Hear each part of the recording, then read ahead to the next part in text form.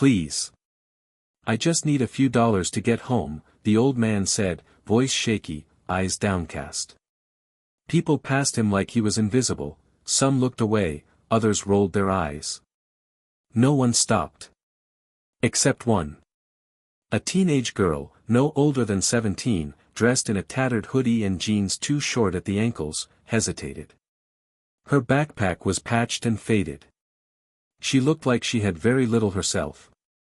But she reached into her pocket and handed the man a crumpled $5 bill.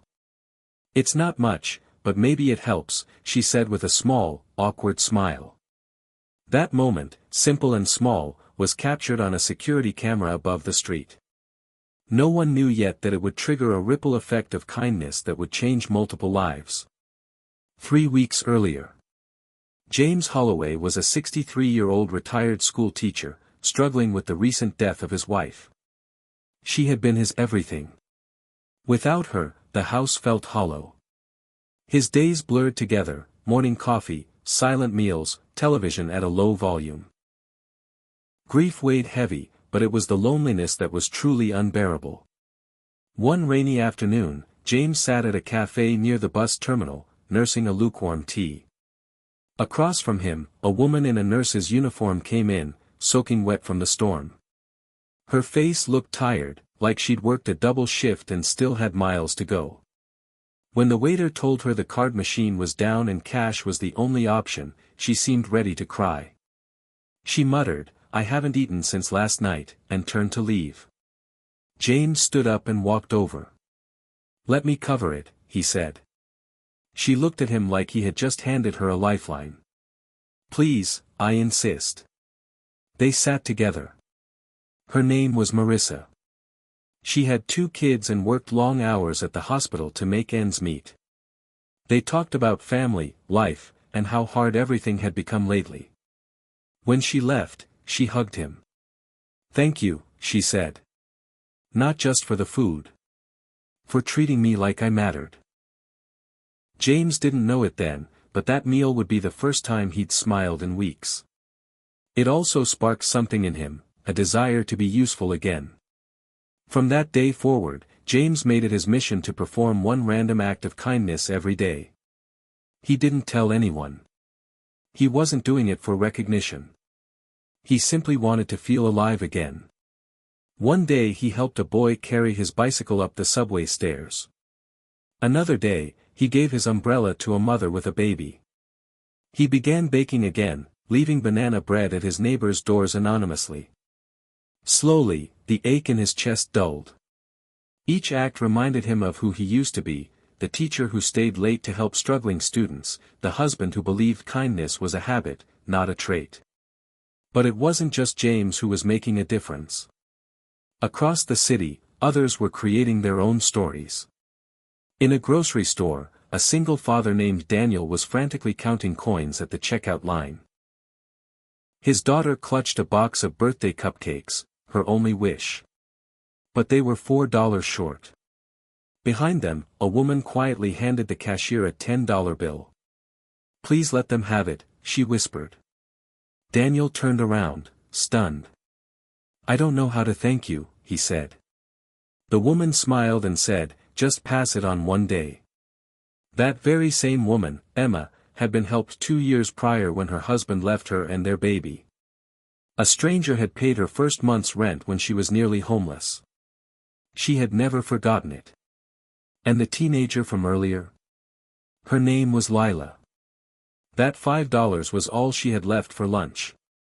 She hadn't expected anything in return. But the old man she helped turned out to be a local veteran named Carl, whose daughter had been searching for him for months. Lila's kindness encouraged Carl to finally call her. That one act reunited a broken family. Kindness, it turned out, was contagious. Weeks passed. One morning, a viral video began circulating. Street camera footage of Lila helping Carl. The internet lit up. Comments flooded in, "Faith in humanity restored, we need more people like her, this made me cry." A community fundraiser was started for Lila, people wanted to support the girl who gave when she had nothing. Within days, $25,000 had been raised. Lila used it to pay off school debts and helped her struggling mom pay rent. But she didn't stop there. She donated half the money to a shelter that had once helped them escape domestic abuse. Meanwhile, James was still going, still helping, unaware that his path would soon cross Lila's. One morning, James saw a teenage girl sitting alone in a park. She looked tired, shoulders hunched over. Something about her reminded him of his former students. He approached gently. "Everything okay?" he asked. She nodded, but her eyes were red. "Just tired, school, life. You know." He sat beside her. "I used to be a teacher," he said. "Some of the most amazing people I've ever met were kids who didn't realize how strong they were." She looked at him. "Thanks. That means more than you know." They sat in silence for a while, watching the birds peck at the grass. She offered him a piece of her sandwich. He smiled. "That's very kind of you." Neither knew the other's story. Neither knew that they had both played a role in the same ripple of kindness. 1 month later, a local TV news crew decided to do a feature on random acts of kindness changing our city.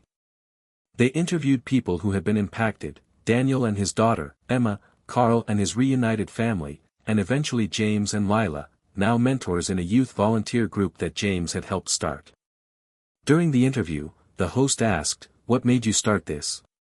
James looked at the camera, a gentle smile on his face. "I was just trying to feel alive again after losing my wife. I didn't expect it to lead here. I only know that kindness saved me." Lila nodded beside him. "We think big change has to start big. But sometimes, it's just $5. Or a sandwich. Or even a smile." The story aired. It reached over 10 million views in a week.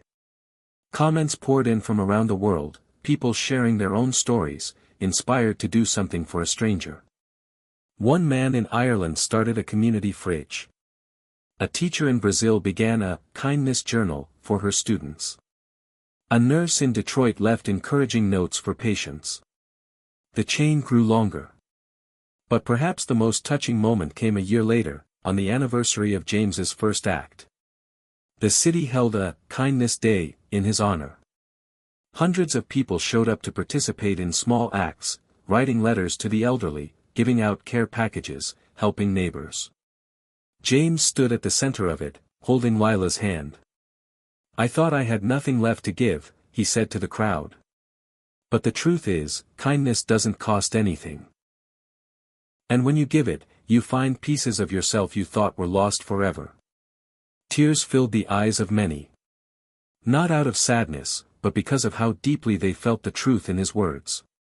That day, a young boy who had never met James walked up to him with a handmade card. "I brought this for you," he said. On the front were the words, "You made the world better." James knelt down, overwhelmed. "Thank you, son." And so, the ripple continued. Because kindness, though quiet, never disappears. It travels hand to hand, heart to heart, growing stronger with every act, no matter how small. And sometimes, it finds its way back to where it began, reminding us that no matter how broken the world may seem, there are still people who care. And sometimes, that's all it takes to restore your faith in humanity.